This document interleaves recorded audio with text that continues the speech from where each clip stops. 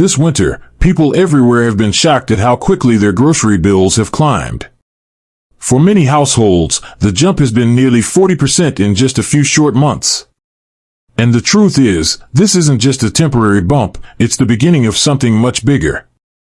A close friend of mine who works in food logistics for one of the largest supermarket distributors told me something that made my stomach turn.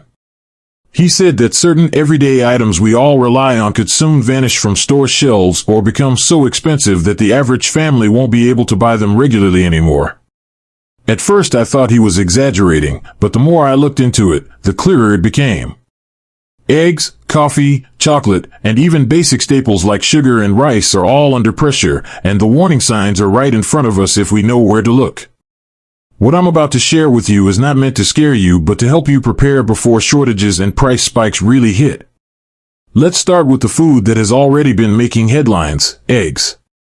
Just last weekend, I stopped at a large supermarket near my neighborhood. Normally, they dedicate nearly an entire wall to eggs, with countless brands and package sizes. This time, the shelves looked strangely bare. Where I would usually see a dozen different choices, there were only a few scattered cartons left. And the cheapest option? Nearly $7 for a dozen. I remember when I could grab that same carton for under $2 not long ago.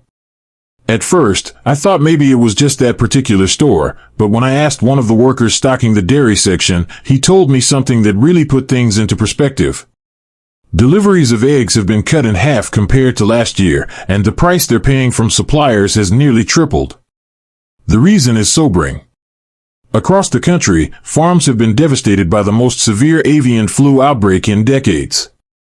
Entire flocks of chickens, millions of birds, have been destroyed in an effort to contain the spread. This means that even large commercial farms that once supplied grocery stores with endless cartons are now completely empty. And the situation isn't turning around quickly. Industry analysts are warning that egg prices could rise another 20 to 25% before spring. That means the $7 carton could easily become $8 or $9 in just a matter of weeks. So what does this mean for families who depend on eggs for breakfast, baking, and everyday meals? Stocking up when you see reasonable prices is the smartest move. And here's a tip most people don't realize: powdered eggs. I know it sounds strange, but the newer versions are surprisingly close to the real thing, and a single container can replace dozens of fresh eggs while lasting up to 7 years in storage. If you're thinking about ways to keep your family covered when shelves are bare, this might be one of the best tools you can have on hand. But eggs aren't the only item under pressure. The second food that's already giving us a taste of what's to come is chocolate. For many families, it's not just a luxury, it's a staple for baking, treats, or just getting through a tough day. I was at a big box store with my niece not long ago, and she begged me to grab a bag of chocolate chips for cookies. When I reached for the bag, I nearly dropped it when I saw the price. What used to cost $3 or $4 was now almost $7. When she asked me why everything was suddenly so expensive, I didn't know what to tell her at first. But after digging into what's happening, the picture became clear. 70% of the world's cocoa comes from West Africa, especially Ghana and the Ivory Coast. Those regions have been battered by extreme weather patterns, long droughts followed by relentless rains, then drought again. Crops are failing at rates that haven't been seen in decades. As a result, the global price of cocoa has tripled this year. Imagine a commodity going from $4,000 per ton to over $11,000. That increase doesn't just disappear, it filters down directly to the shelves in front of us. I spoke with a family friend who works for a confectionery company, and he explained something that really stuck with me. He said many chocolate companies are already changing their recipes, cutting back on actual cocoa content and filling the gap with cheaper ingredients just to keep products affordable.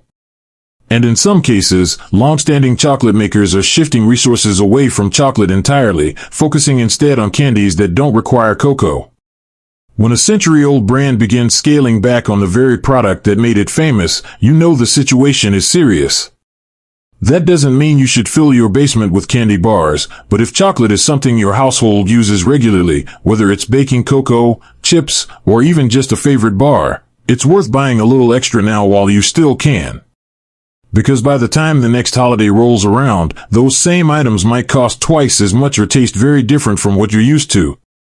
Now, let's talk about coffee. For millions of people, it isn't just a drink, it's the fuel that gets the day started. And the reality is, coffee prices are creeping up faster than most people realize. Not long ago, I went to grab my usual brand of coffee beans, and the price had jumped from under $9 to over $12. Thinking maybe it was just that particular store, I checked 2 more locations. Same thing. Quietly but steadily, the cost of coffee is climbing. I reached out to a contact who imports coffee beans, and he told me something that made me understand why stocking up now might be wise. Brazil and Vietnam, the 2 largest producers of coffee in the world, have been hit by devastating weather events. Brazil, which supplies nearly 40% of global coffee, has faced historic droughts that wiped out entire plantations. Meanwhile, Vietnam, which produces a huge share of the cheaper beans used in blends and instant coffee, was battered by typhoons that destroyed large sections of its harvest. These losses are already pushing wholesale prices up by more than 20% in a single year. And on top of that, there's political talk of tariffs on imported coffee that could send prices soaring even higher. Imagine paying $18 or $20 for a bag of beans that today costs $12. And here's the thing most people don't realize, the coffee on shelves right now comes from crops harvested months ago. The full impact of these shortages hasn't even reached us yet. One neighbor of mine, who takes his coffee more seriously than anyone I know, has started buying whole beans in bulk and freezing them in small airtight portions. Apparently, whole beans hold their flavor much longer than pre-ground coffee, and freezing helps preserve freshness. He now has a 6-month supply safely stored. At first, I thought he was overreacting, but given the numbers, it actually seems like a smart move.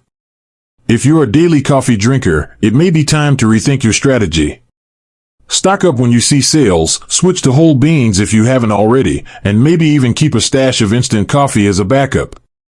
Because nothing ruins a morning like realizing your favorite brew has suddenly become too expensive to enjoy every day.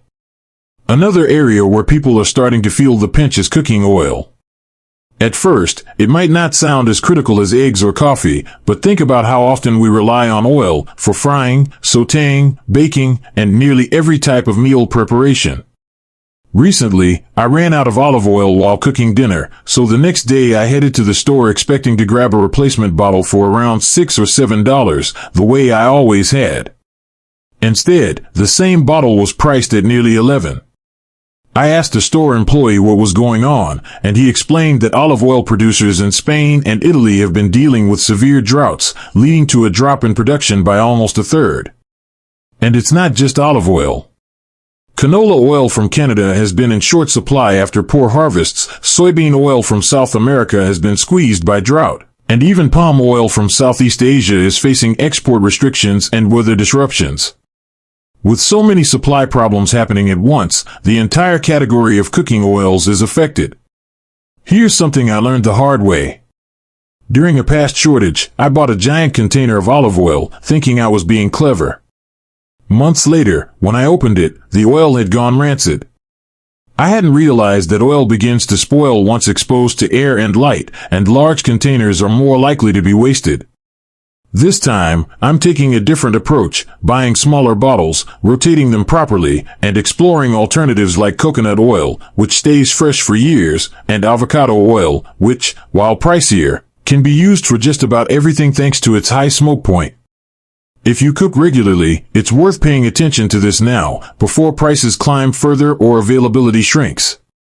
Oils may not be the first thing people think of when they talk about shortages, but trust me, you'll notice quickly when your kitchen staple suddenly costs twice as much. Sugar is another item most people take for granted, but it's already becoming more expensive than many realize. I was at the store not long ago and picked up a standard 5-pound bag for nearly $5. Just months earlier, the same bag was closer to $3. At first, I shrugged it off, but then I spoke with a friend who runs a small bakery, and she told me her wholesale sugar costs have skyrocketed by over 60% this year alone. She's been forced to raise her prices just to stay afloat, and even loyal customers are beginning to complain. Why is this happening? India, the world's second largest sugar producer, has restricted exports in order to protect its own domestic supply after poor growing conditions. Brazil, the biggest producer, has also been struggling with droughts that cut harvests short. When two of the top suppliers face trouble at the same time, the global market reacts fast, and prices shoot up. In fact, traders are already predicting that sugar costs could double by summer. I even overheard a store manager say that corporate offices have been discussing possible purchase limits for customers. It hasn't happened yet, but the fact that it's on the table is a warning sign. The good news is that sugar, if stored properly, can last almost indefinitely. My grandmother used to keep hers in airtight containers, safe from moisture, and it would stay good for years. So grabbing a few extra bags now makes sense. And if sugar does become harder to find, alternatives like honey and maple syrup can step in.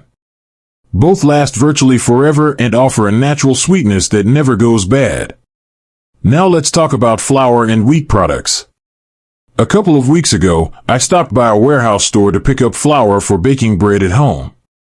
Usually, they have stacks of 25-pound bags at a reasonable price. This time, there were only a few left, and the cost had jumped from $12 to nearly $19.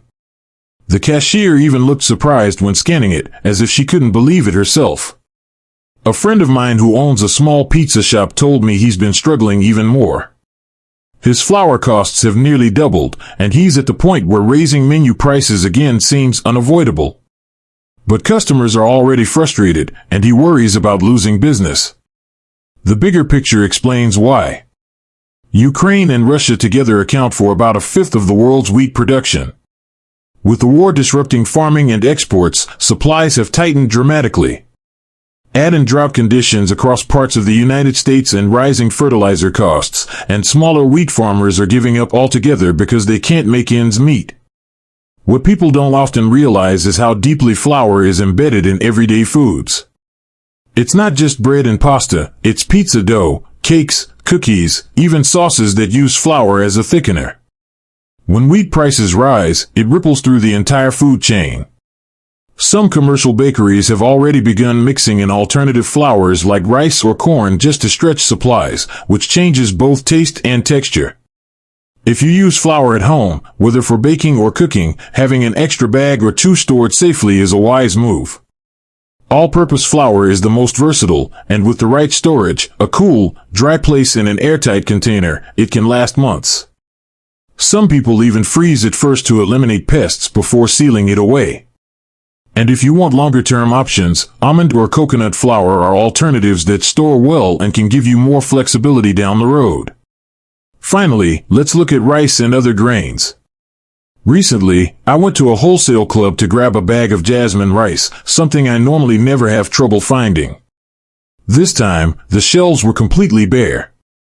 When I asked an employee, he explained that shipments now sell out within hours of arriving. I checked another store across town, and it was the same story. The reason is that two of the world's largest rice producers, China and Pakistan, have both been devastated by catastrophic flooding. These weren't just seasonal floods, they wiped out massive areas of farmland. Official reports have quietly admitted that the damage is worse than initially estimated, which in plain language means shortages are going to be felt globally. Wholesale rice prices have already climbed by more than 40% in just a few months, and distributors are advising retailers to begin setting limits on how much customers can buy. But here's an interesting detail. While white rice often disappears first, brown rice, quinoa, and other grains remain available longer because shoppers tend to overlook them.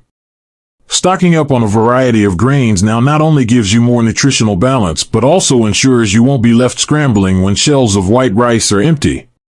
When you step back and look at all of this together, eggs, chocolate, coffee, oils, sugar, flour, and rice, it becomes clear that the pressures on our food system are mounting from every angle.